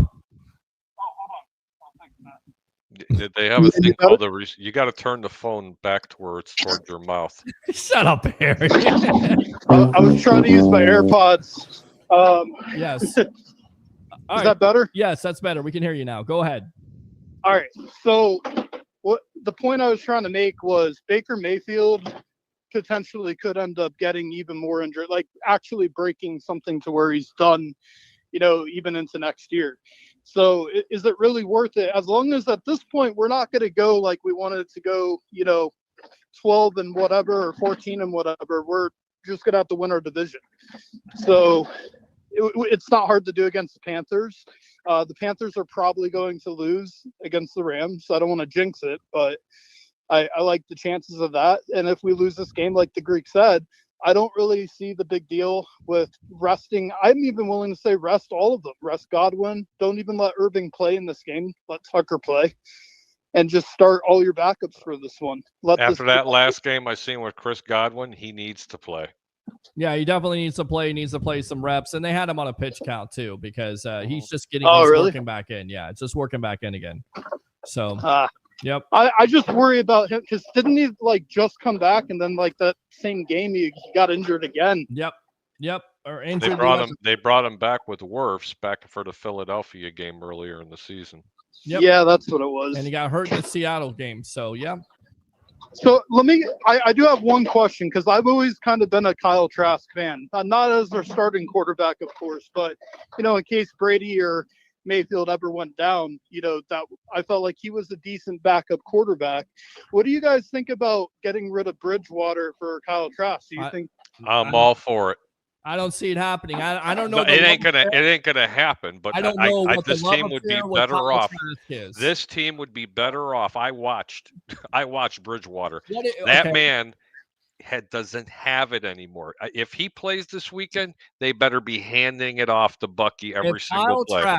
If Kyle Trask played behind that line the other night against that defense, he wouldn't have it either. I don't know what the love affair with Trask is, besides the fact of potential. I don't have a love affair with him. I'm just a realist. The man cannot play the quarterback position in National Football League. He might be able to play in college, but he can't play pro football. I'm not sure Kyle Trask can play, and he's never been able to prove to play in the National Football League. You know what? We didn't get a chance to see it. Okay, we got to see what Bridgewater could do. Bridgewater say it. He sucks. I'm not That's saying plain and simple. The guy's horrible. One good point. Yes. Didn't Bridgewater suffer an injury that pretty much ended his career? Like he was great. That was a knee injury. Right? It was. So Kyle Trask never had that career-changing injury. So I feel like just that alone, he never got the opportunity. A lot of Bucs fans are thinking this. Cam, appreciate the call as always. It's easy to say that I'd like to see Kyle Trask because nobody's seeing him right now. I'd like to see anybody under center this week other than Teddy Bridgewater. I hope he proves me wrong. I hope he comes out and he throws for 350 yards and 3 touchdowns, no picks, and he gains 25 yards, but he doesn't have to do that. I'm waiting for ice water in hell when it happens too. What he has to do is be a DLG quarterback, but he has the opportunity with the weapons. The defense the other night, Kyle Trask wouldn't survive. But the point is that Bridgewater has been able to do it throughout his career. He's been a veteran quarterback. He's been on those teams. He's won games for those specific teams. So that's why the Bucs are going to go with him over Kyle Trask. It looked bad, buddy. It did, and it looked good. I watched the same. Oh, that looked bad. Let's go out to Michael. Happy Thanksgiving, Peter, and the whole Sports Web crew. Thank you very much, man. Appreciate it. Christopher Cole says, evening, everyone. Happy Thanksgiving to all. Happy Thanksgiving to you. You know I'm right, 31-37. I hope the Eagles beat the Bears' ass. Mike D. Roche, is TJ on the show tonight? He is not, but happy Thanksgiving to the media icon as he's spending time with his family, which is a priority. We love that. We love him being a part of this show. So we'll see him on Sunday, probably after the game. So media icon TJ Reeves, and to his family, happy Thanksgiving to you. Let's go out to Michael. I'm on the fence with Baker getting rest. I mean, again, you keep on saying Baker should get rest, but then you're telling me that Teddy Bridgewater sucks. So with all that being said, you would want Baker Mayfield to play in this. Not this week. Not this week at all? No. Okay. All right. Not this week. Win, lose, draw, tie, don't care. Baker needs to sit at least one more week. If it's just a grade 1 sprain, let him rest another week. All right. Damn it, Jim. Damn it, Jim. What the hell is the matter with you? Hello, Peter Blake in the Sports Web. Hello to you. Go Bolts. Go Bolts, who have been red hot lately. So Brightside Broadway says, hey, Peter, what's going on to you? Micah, I met you out at What the Buck. One of the fans here, one of the webheads. Hey, do you think we trade McMillan or Godwin in the offseason? I do not think they do that at all. I think there's still a chance, Micah, you could actually see them on the field together. We'll get back to the comments in a moment. Let's go out to Trevor using your second call. Go ahead, my friend. I know, man. Y'all just can't get rid of me tonight. That's all right. I was thinking about what you were telling me earlier when you said some ass clown was on the phone. What was it, Monday? Saying that you don't know football because you never played or coach? Yeah, you have to look on the comments there because it was on Bucs Life, and I'm an admin on Bucs Life, so I allowed it. But the guy was telling basically, I don't know anything about football because I haven't coached at the highest level. I never played the game, so I should have no business talking about Todd Bowles because I don't know anything about him. He hasn't developed young players. He's a mediocre coach. Yeah, if you go look at the comments, you'll know who I'm talking about. I'm not going to say him by name. I'm not going to make him famous at this point. But I mean, I've had that. I've gone through it. I'm good with it. I'm cool. You know, I got thick skin. I just had to mention, I thought it was pretty funny that when you're going and you're debating somebody, and I get it, he may be a coach in high school and college, and I respect that. But also don't disrespect me. Don't disrespect my opinion just because I haven't played the game, or I think it's one of the weakest arguments of all time. And when somebody uses that argument in a debate, they automatically have lost because that's the lowest hanging fruit. Give me facts, give me stats, give me some reason why I should change my mind on that. And then I will tell you what this Bucs team has been in the past. I will tell you what they've been the last 5 to 7 years. And if you want to change that and call that mediocre, I think the Atlanta Falcons would love to have a Super Bowl. I think the Detroit Lions would love to have a Super Bowl. I think the Cincinnati Bengals would love to have a Super Bowl. And everybody taking for granted that you can win a division, whether it sucks or not, every year, I still think it's a damn good accomplishment at the end of the day. My opinion. And you know what, Peter? Number one, you have every right to feel however you want to feel. Okay. Number two, this is your damn show. Okay. So your opinion is going to have priority over anybody's, in my opinion. Thank you. And number three, besides the Greek, we won't say that about the that wants to sit here and call out, oh, well, you never played and all this. Let me tell you something. Has he coached in the NFL? That's what I said. What head coaching experience? So I tell you what, since he knows so much about fucking football, when they fight, he wants to fire Todd Bowles. How about he call Jason Light, have Todd Bowles fired, and he fucking take the job? Yeah, probably see how well he does, since he knows so much. Won't he go have a meeting with the scouts, the GMs, and do an off-season program where he's developing players in the draft or whatever, and then go run the training camps, talks to the media and all that kind of stuff, and come back, have a conversation, and tell us how damn easy it is to be a damn coach in this league? Dude's a fucking idiot, man. And here's the thing. If he doesn't like the team, if he doesn't like the coach, he can kiss my red and pewter ass. How about that? Oh, that's good. There you go, Trevor. I like that. Yeah, because you want to sit here and just run your mouth. Like, bro, like if you want to sit here and just criticize the Bucs and all that stuff, bro, go take that shit to some troll page. But like I said, I don't call them trolls, Peter. I call them donkeys because they haul like jackasses. Yep. You know, we're in a position. So what? Oh, okay. Well, we've been one and done the last couple of times in the playoffs, won a couple of divisions and everything. Just like you said, I know other teams. I'm friends with other division rivals. I have a friend that's a Panthers fan. I have a friend that's a Falcons fan. I have a friend that is a Saints fan, and they all envy me. Why? Because we win the division. We consistently win.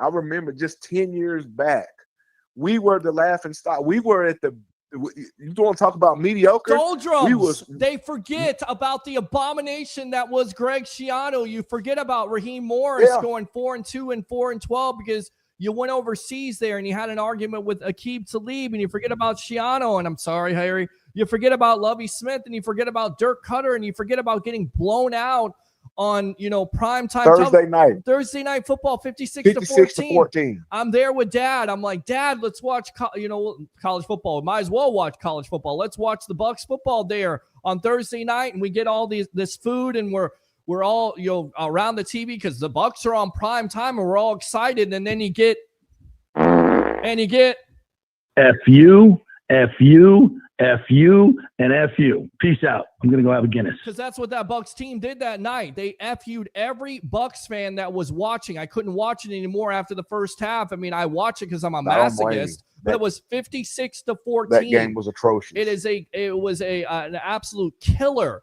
It's a buzzkill, and people forget that because Brady came to town and he won a Super Bowl. And you know what? I came up with this, and I was talking to Harry about this, offline. The reason why they hate Todd Bowles so much, they won't give him credit for shutting down one of the greatest offensive teams of all time in our generation, maybe a dynasty, probably is a dynasty in the Kansas City Chiefs, with total domination when they only allowed 9 points, right? No against Patrick Mahomes. No touchdowns besides a TIA for your Kansas City Chiefs and Patrick Mahomes, right? You forget that. But then they always, hold it against Todd Bowles because of that record with the Bucs, 13-4, 2021. But what they failed to mention is that the Bucs were down 27-3. That was in the offense. It was also the fact of not having Tristan Wirfs, not having Chris Godwin, not having Antonio Brown, and still being in that game, and defense still causing turnovers. I get it. They give up the big play to Cooper Kupp. They give up big plays, but they always will hold that against Todd Bowles. And people that want to be right, they're going to be right eventually. And this is what you get here the last couple years. Fire Todd Bowles. Fire Todd. I'm still holding against them. I want to be right about it. So I'm going to say no matter what happens to this team, and some people will be like, I want the Bucs to go back to the doldrums so I can have the stadium to myself, so it could be nearly empty, or it could be with opposing fans. The same damn fans that will complain about the Bucs' troubles hiring and firing coaches are the same damn fans that want Todd Bowles fired. They're the same damn fans that are complaining right now, not going out to the team, not going out to the games and supporting this team and saying, why do opposing fans out? Because you got the same stupid attitude over and over again. That's why. Because you didn't man up, you didn't sack up, you didn't go out there and support this team. Good point. And the thing is this though. Even when teams, I've been around different fan bases. Even when their teams struggle, when they're having terrible seasons, right? They support their team. Yes. And like if you go to a Cleveland Browns stadium, I can guarantee you they're going to be sold out. If you go to Green Bay, let me tell you something. Whether they having a great season or having a terrible season, Lambeau Field will always be sold out. You always see cheeseheads everywhere. Yes. And then you look at the Giants. You look at if you go down to New York, that Giants team is terrible this year. And their stadium is always slam packed full of Giant fans. Because it's a home field advantage. There's a reason. You don't want Philadelphia freaking Eagle fans outrunning you. You don't want San Francisco 49er fans outrunning you. Hell, you don't want Arizona. If Arizona Cardinal fans are in there, somebody's trolling me, because there ain't no Arizona Cardinal fans. There haven't been no Cardinal fans there since they played the Pittsburgh Steelers at Raymond James Stadium during the Super Bowl in 2009 with Larry Fitzgerald and Kurt Warner.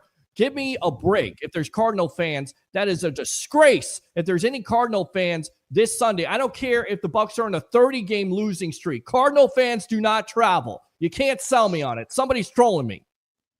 Well, the Cardinals have the same problem that the Tampa Bay Buccaneers have. It's a transient state, and there's a lot of transplants.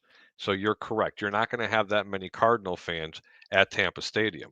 Now, when Cardinals are playing at home, they have the same problem, even during their exotic years that they had, Peter. Mm-hmm. They had 30 to 50% fans from the opposing team.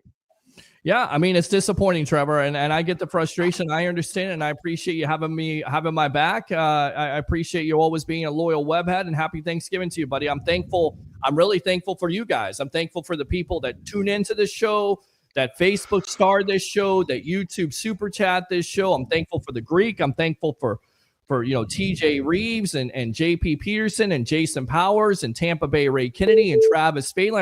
I'm not thankful for nothing. I'm not thankful for you at all. I'll tell you that right now. Trevor, thanks a lot for the call, man. Appreciate you. Take it easy, Trevor. Eat a lot, all right? All right. So yes, sir. Let's go out. No gravy for you. I tell you right now, if that happens, you know what happened last time when I don't get gravy for Thanksgiving. I will go on there like Howard Stern and have a whole segment about how my family didn't provide gravy for my turkey and mashed potatoes. Let's go out to the phone lines. What's your name? Where you're calling from? You're on the Evolution. Hey, it's Cameron again. I just wanted to say happy Thanksgiving to you and the Greek, and I hope you guys have a great holiday. Thanks, Thank man. you, Cameron. Happy Thanksgiving, sir. Hey, Van House Life, we appreciate you. Trolling, we're thankful for you. What are you most thankful for when it comes to Thanksgiving in your life, and what are you thankful for when it comes to sports?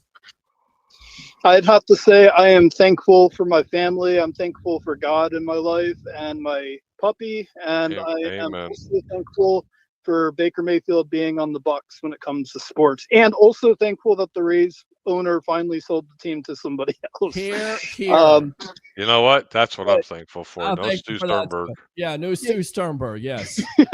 But one last thing, Peter. Yes. If you haven't seen it already, the new update for Madden 26, you got to go play yourself on Thanksgiving. The Madden Thanksgiving game where you got the superstars versus the all-time greats. They got good old Mike Allstott as your starting fullback and Simeon Rice Derek Brooks on the defense. Beautiful. Awesome stuff, man. Appreciate it. I haven't played Madden in a minute, but I definitely got to check it out sometime. Appreciate you, Cam. With the new graphics, man, they look just like the real deal. The A Train, man, I was running right through the Josh Allen and the Bills and all of them. So you'll like it. All right, man. Appreciate you as always.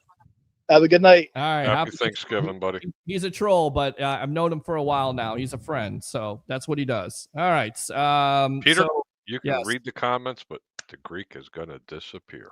Final thoughts here, my friend, on the evolution of sports talk television. What are you most thankful for in your life? What are you most thankful for in the sports world? And we'll end off on that. I'm thankful for everything in my life. Any day that's going to be, any day that I go around and I'm able to enjoy it, I'm very thankful for. Sports, what am I thankful for? I'm thankful for 2 first-place teams in the Buccaneers and the Chicago Bears. What was the third one? That's it. My final thoughts are real simple. Everybody have a real happy Thanksgiving. Don't eat too much turkey, but make sure you watch a lot of football. Peter, we'll see you later. You have yourself a great day. Thanks for having me on. Well, really quick here, you're teasing us with the football. Are you going to give us some Thursday Thanksgiving picks? Yes, I will. I have it all on the phone here.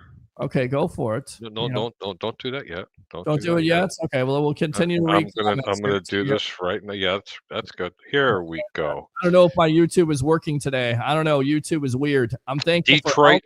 Detroit at Green Bay. I like the over. Do not like Detroit -2.5. Don't know which way this game is going to go. I think Green Bay is going to have a lot of success running the football. Jordan Love throws for a couple of touchdowns. Do I think it'll be enough? I have no idea. All I know is it's going to go over 48. Okay. Kansas City at Dallas. Kansas City got very lucky to win that game last week against Indianapolis. They could have been out of the playoff picture. It's another must win for Kansas City. But unfortunately, Dallas has found this resurging defense, and I love underdogs at home.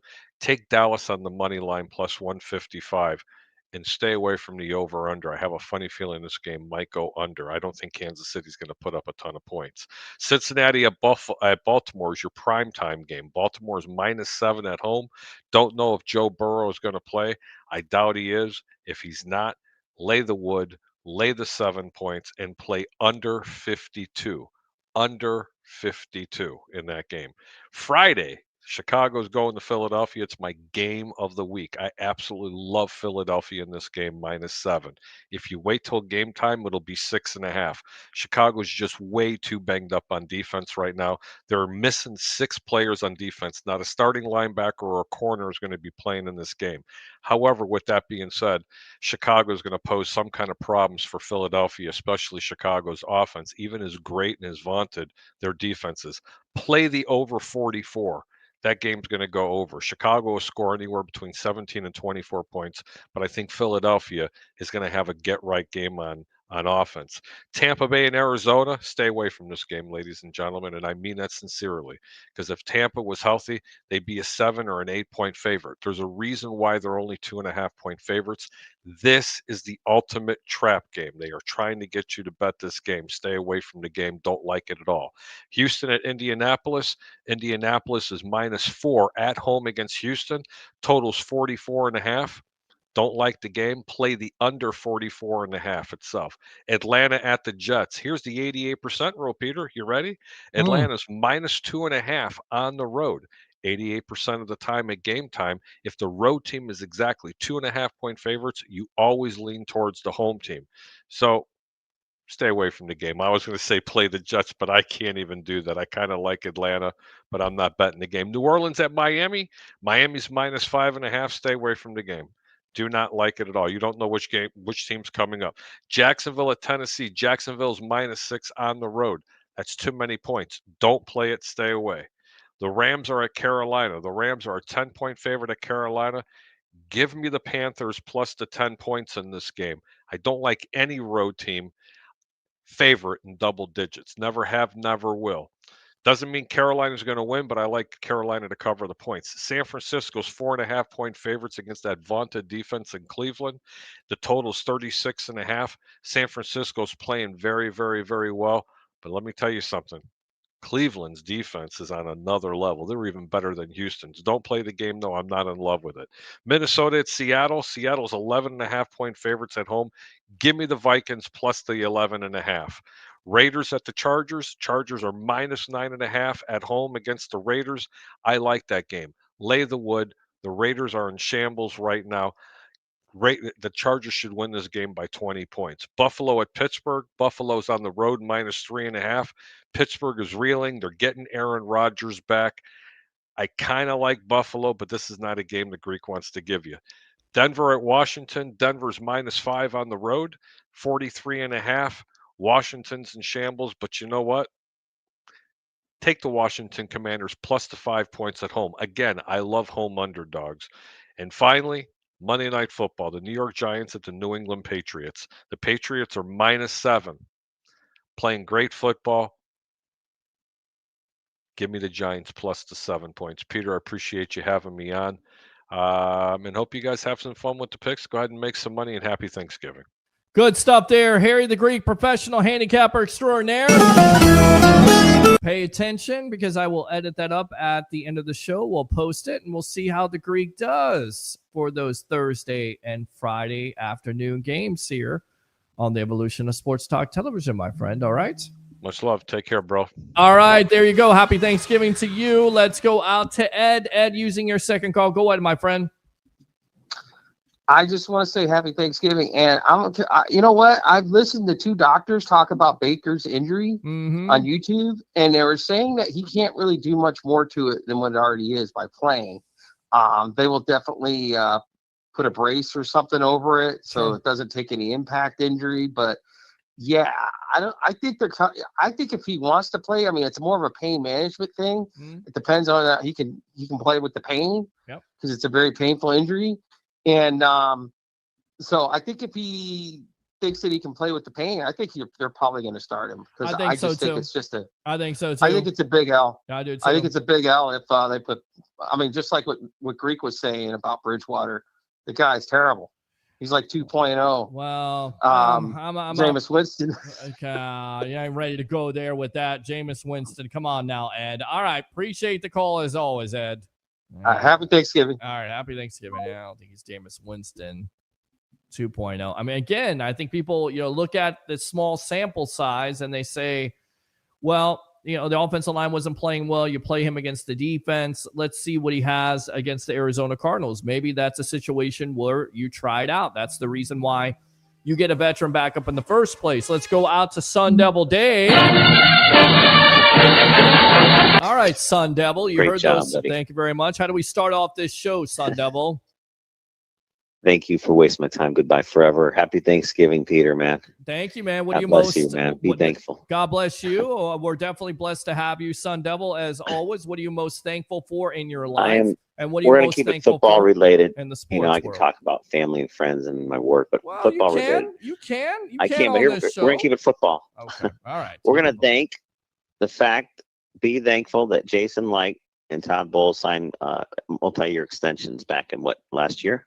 Yes, that's correct. Yes. Okay. Be thankful that Mr. Jason Light was responsible for bringing in people like JPP, Barrett, Fournette, Gronk, Brown, Sue, and a guy named Tom Brady.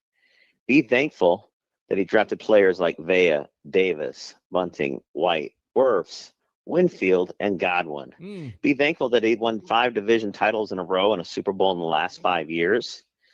Be thankful that great picks like White, Otten, Cansey, Mock, Diaby, Barton, McMillan, Irving, Easy E. Can we go on and on?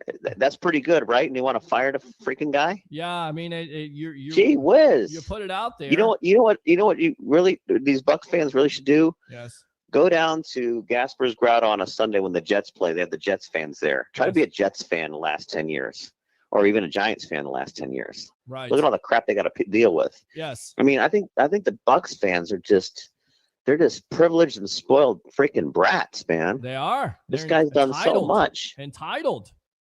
They are entitled. We want to win. We want to win every game by 50-0. We want to win and crush. You know what them. else I want to be thankful for? You know what the Bucs record is? Yes. Since the 2020 season. Yes. Since week 13 on, you I know already how said 22 and 6. Oh, you already said that? I Dang did. it. I All right, started out the show I with that. missed it. That was a juicy 22 and stat. 6. Yes.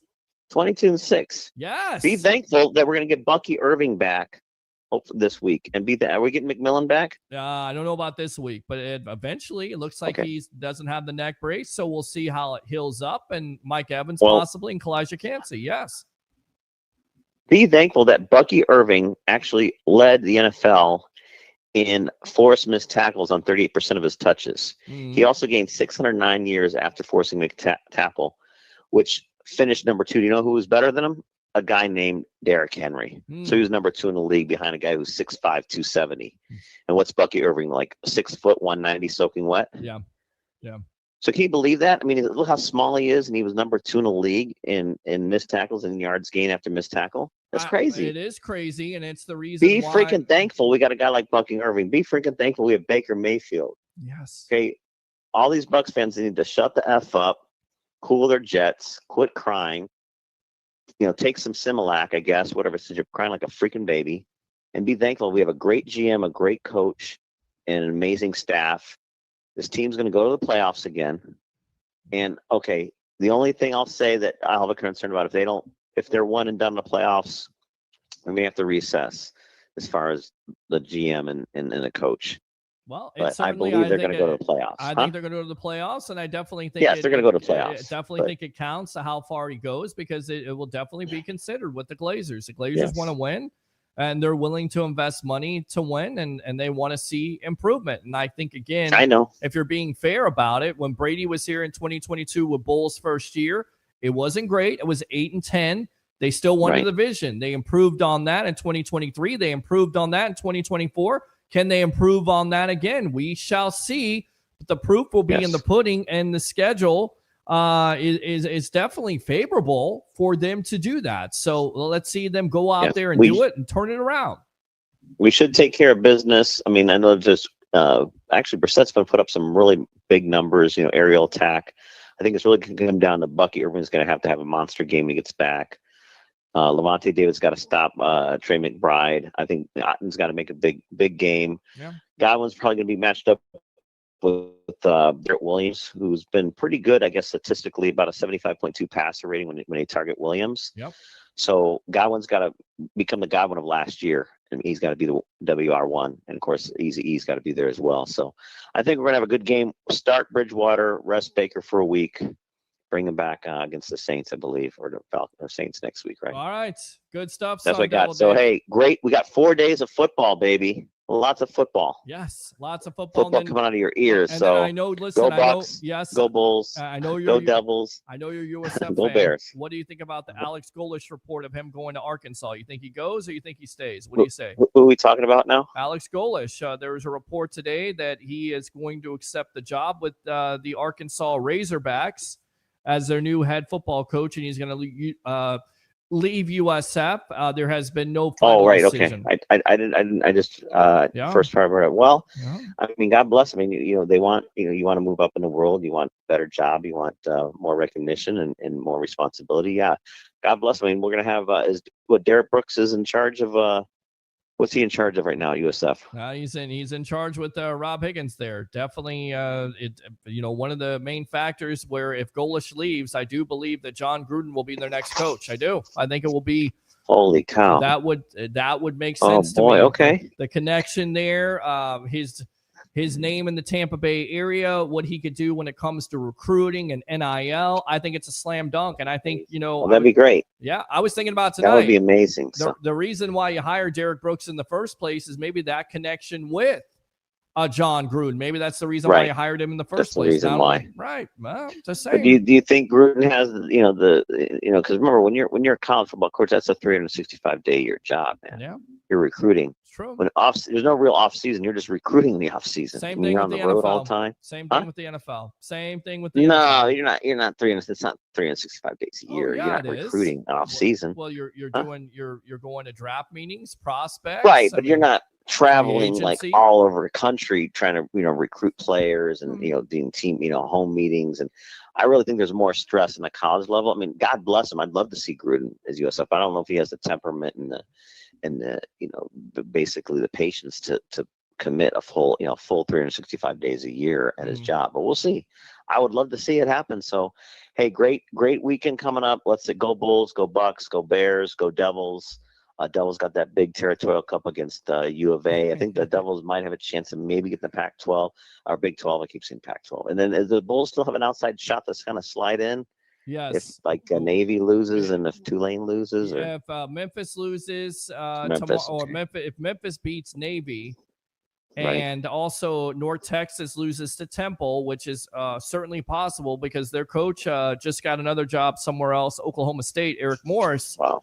USF, all they would have to do is win against Rice. But now, once again, there's a distraction that players are thinking about, and the report is that Golish didn't want this to get out. But now it's out. So you kind of wonder how this team will respond to Rice on Saturday night at Raymond James Stadium, as we got you covered here on the They'll be Evolution. fired up. Sun Devil, appreciate the time All right, as always. thank you guys. Have a great weekend, okay? And maybe we'll try to do. Are you gonna do a Black Friday anywhere to watch the Bears or no? No, I got to work. Oh shoot. Okay. Yeah, I'm off. All right. All right. God bless you, man. Happy Thanksgiving. All right, man. Happy Thanksgiving to you. Yes. Goodbye forever, and thank you for wasting my time, as he would say. I love that. Open phone line, 727-255-0391. It's 727-255-0391. So going back to it, no, I do not think they will trade one of those guys. I don't know if my YouTube is working today. Sometimes that happens. KR says, I'm thankful for health, friends, family, and also the love of sports and ways to interact with people, including yourself, Peter. So thank you, buddy. Absolutely thank you. Let's go out to this guy. Damn it, Jim, what the hell's the matter with It's you? very windy in Dayton, Ohio tonight. That could be the reason why our YouTube is all screwed up. If this Golish rumor is true, then I'm curious to see who is rumored to replace him. Hopefully, the USF staff can get the right guy to the program. Go Bulls, go Bulls. Yes. All right. Bright Side Broadway says go Gators. Well, I'll just do that. Go Gators. Yeah, I got that. James, my YouTube is freezing up, so I'll be on Facebook. I think it's doing fine. Micah says, I think if Baker can start, Teddy should not start all game. There you go. That was one of the questions for the night. Oh, yeah. Mike D. Roche's, I just find the Todd Bowles fire comments him. It really is boring, repetitive, over and over again. Yep, exactly. Let's go, Bucks. Let's go, Bucks. Let's go. Wait up, little boy. Stop. Wait up. Let's go, Bucks. Shake Yeah. and bake. Yeah. How about them Bucks, baby? Let's go, Bucks. Fire the cannon. Let's go, Bucks. There you go. Let's see here. GF Jake, we have to beat the Cardinals. I agree with that. Thank you very much for tuning in there on YouTube. YouTube super chats are open. Give to the content if you love the content. And of course, Facebook stars. I'm your host, Peter Blake, your Rolex reporter, giving you something to think about here on the Evolution of Sports Talk Television. Happy Hump Day. I love Thanksgiving. I'm emotional during this time because, of course, I lost my dad 7 years ago. This used to be our thing. We would watch football, get up in the morning, watch football together. No cooking at all. Again, I started out with the show, 47 years consecutively of doing nothing on Thanksgiving besides eating, sleeping, and watching football.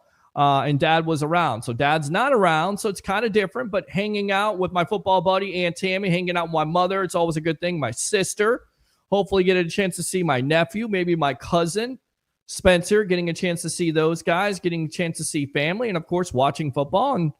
And again, not necessarily all in that order, although I'm going to my aunt's house, so I can't really do it like I do it at my own house.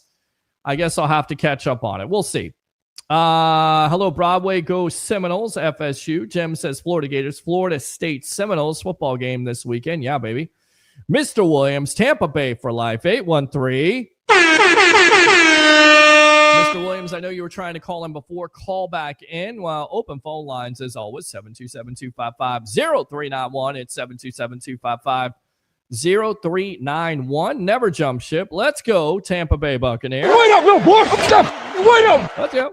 Fire the cannon. Yeah, let's go. How about them Bucks, baby? Let's go. Are you excited? It's exciting. It is exciting, Todd. All right, so let's go out to Jim here. Teddy Bridgewater for 2 games for the win. Dave Moser, Harry, congratulations on the Bears season. so far this year. Thank you. Michael Hulk, what is Teddy's stats running the ball last week? They were not good. He's not a running quarterback. Jim, hey, brother. Hey to you. Micah says, Teddy honestly can't play well with our system, my opinion. But good, Bucky and Godwin are back because if Teddy does start, it's going to be a run-heavy game with Bucky Irving. We'll get to those comments in just a moment, and then we'll wrap it up.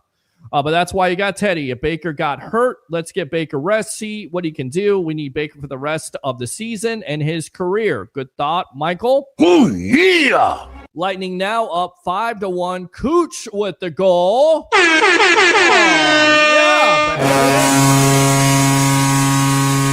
Light the lamp, baby. Light the lamp. All right, let's go out. Boom, baby. That's what we say. Defense has got to show up, says Chris Cole. I told one show that Bulls has forgotten more football than they know. Agree with that. I'm thankful that this Fire the Todd Bowles show is over soon. I agree. But it wasn't those other teams winning their division with 12 and 13 wins a season. And in the NFC South, the Bucs have been the only team above 500 for the last 4 years. Still, David, I understand the point, but remember, they're also one of the teams in the National Football League consistently that has been winning, going to the playoffs. So that is a good thing, too. Lightning win. So good right there. James Flash Ludeman, I'll bet Kyle Trask is having a good laugh after seeing Teddy Sunday. He may be crying in his beer because he had a chance to start, and he wasn't able to get it done. He was not able to beat out Baker Mayfield. He was not able to be a competent backup quarterback, which is why he's on the practice squad for the Atlanta Falcons. I know the love affair, or he's the savior that's coming that never came. He's going to be the starting. He's never been a starting quarterback in the National Football League. So, you know, you can't miss what you never had, I guess. I think that's the old saying, or I don't know. I have no idea. Hagel got hurt at the end of the game tonight. That's not good. Van House Life, the Greek, we love Todd Bowles. I hope they don't fire him. Van House, firing Todd Bowles won't do anything to make the situation better. David says, I think Kyle's just happy to finally get a job after sitting at home for 9 weeks. Of course, he being hurt. The Greek is my favorite character. Todd Bowles does a good job. I hope the Glazers give him another chance next year. Baker is just too physical, so it's hard for him to not get injured. Agree with that. Todd Bowles was smart signing Baker. It's one of those good things Bowles did. Wasn't Bowles. It wasn't just Bowles. Bowles probably suggested it because he did want him with the Jets, which, by the way, again, to the fan base that wants to fire him and Mike DeRoche's, I know you hate this, but by the way, he hired their offensive coordinators that have been successful and have turned into head coaches. But once again, don't give him credit for that. You know, well, why would you do that? But it was also Todd Bowles' suggestion to Jason Light. Jason Light signed him. Todd Bowles was smart signing Baker. It's one of those good things Bowles did. Rest Baker for the game. Rest Godwin. David says, Harry, I agree with you. Baker needs to sit this week, even if we know we're going to lose. Van House Life, I really can't believe how dumb people were for saying to fire Todd Bowles. That is crazy. I think you were one of those people, but I think you're trolling me tonight. Oh, yeah. Or you were trolling me before. I think the Greek regrets saying to fire Todd Bowles. Greek never said that. Even the Greek makes mistakes from time to time. Now you're being a troll. Bucs are about to win out the rest of the year and go into the playoffs hot. Fire those cannons. Fire the cannon. And that would match my prediction at the beginning of the year. 12-5. So hopefully they do that, Carl, because great minds think alike. I like the way you're thinking. I like what you're cooking. Can we agree? Can we all agree the Bucs aren't going to win the playoffs? Can we be real? We'll see. I'm sorry, but if Todd Bowles was a good coach, he'd still be in New York. Some people are just defensive coordinators. That's okay. When he left New York, did anybody give him a shot at being a head coach? I can answer that. No, but again, you know, the New York Jets are a completely crappy situation. That's good enough to suck right there. Where not only coaches go to die, general managers go to die, but players go to die. There's not been anybody that has been successful with the Jets. This is why I continue to explain to Bucs fans, when you say the word mediocre, be a Jets fan just to end the season. Right, Tom? That's good enough to suck right there. Exactly. The Greek's car is adorable. Michael says, hoping Baker's wife is letting him rest when it comes to his new child. No comment on that. Happy wife, happy life. But I'm sure Baker has to be a dad. And, of course, news coming out that they are going to have another child. It's going to be a son to continue the Baker Mayfield legacy right there. Maybe as a quarterback here in 25 years that Bucs fans would like to see here. I understand what the caller is saying, but Baker didn't play that way this year. We would have a lot more losses. Baker scrambling has won us a lot of games this year. Good stuff, David. Also, happy Thanksgiving, Peter and Harry. Everybody watching, hope you and your families have a wonderful holiday. Absolutely. Mike D. Roche's Be Funny and Bowles calls into the show. Love Todd Bowles to call into the show. Love to talk to him, especially talking to players, how they respect him, his personality. Love to have Todd Bowles, Jason Light, anybody from the Buccaneer organization to call this team. And, of course, we'd be remiss not to mention that Simeon Rice is going into the Ring of Honor on Sunday versus his former team, his first team, the Arizona Cardinals. How about that? Yeah.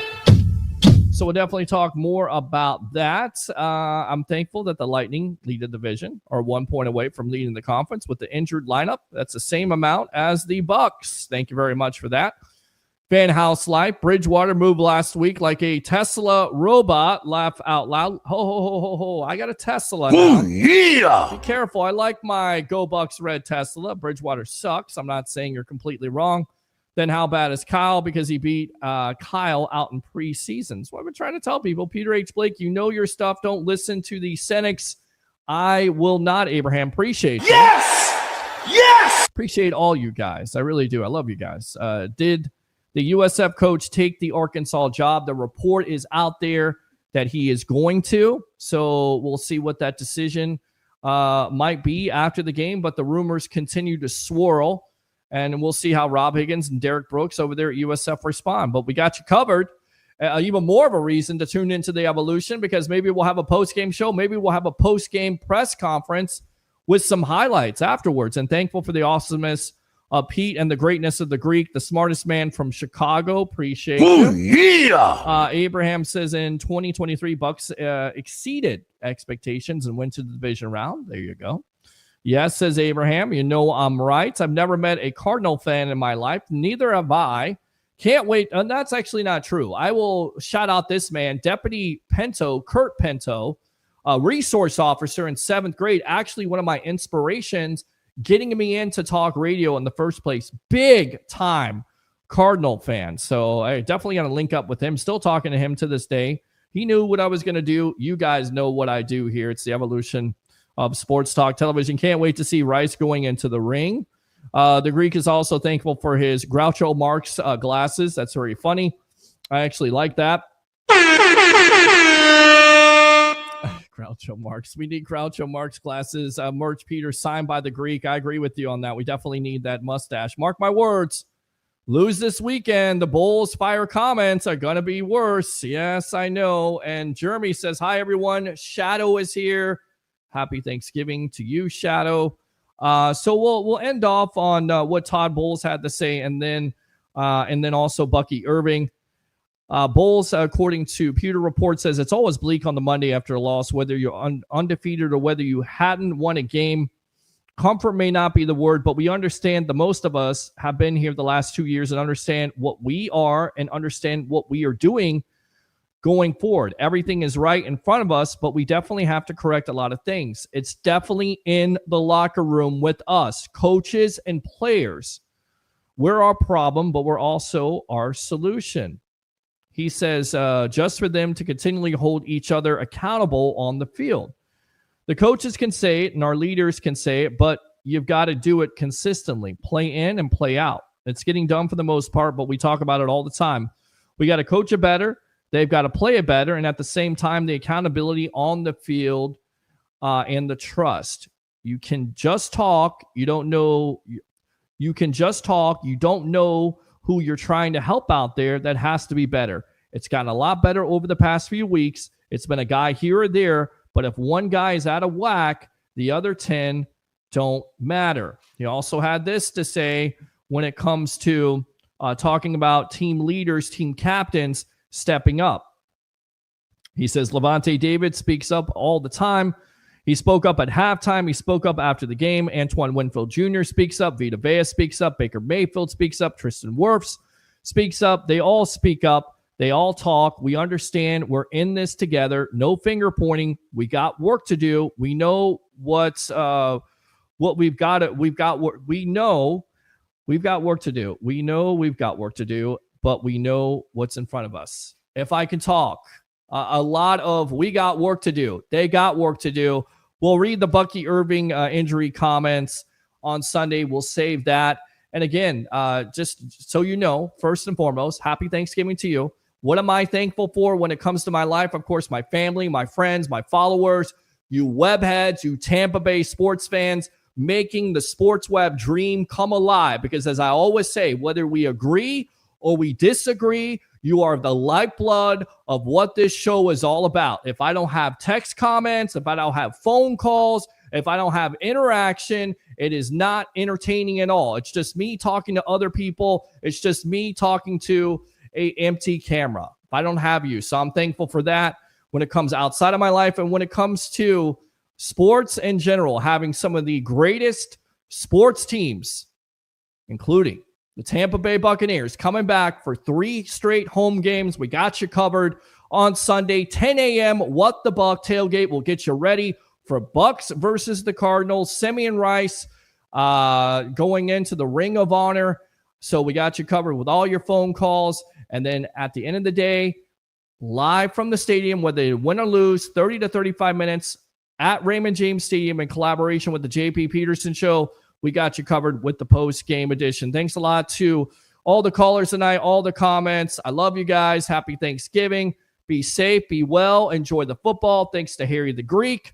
Like and subscribe to the Sports Web on YouTube. Friend me on Facebook at Peter H. Blake. Facebook stars are open, YouTube super chats, and you know it, you love it, you got to have it. 3 things. Bring your passion, bring your excitement. Just don't bring any nonsense. I'm your host, Peter Blake, your Rolex reporter. What time is it? It's my time. And for fans of the Sports Web and the Tampa Bay sports fan, it's your time, especially Go Bucs fans. We'll see you next time on Sunday on the evolution of Sports Talk Television. And as we always say on this show to end it off,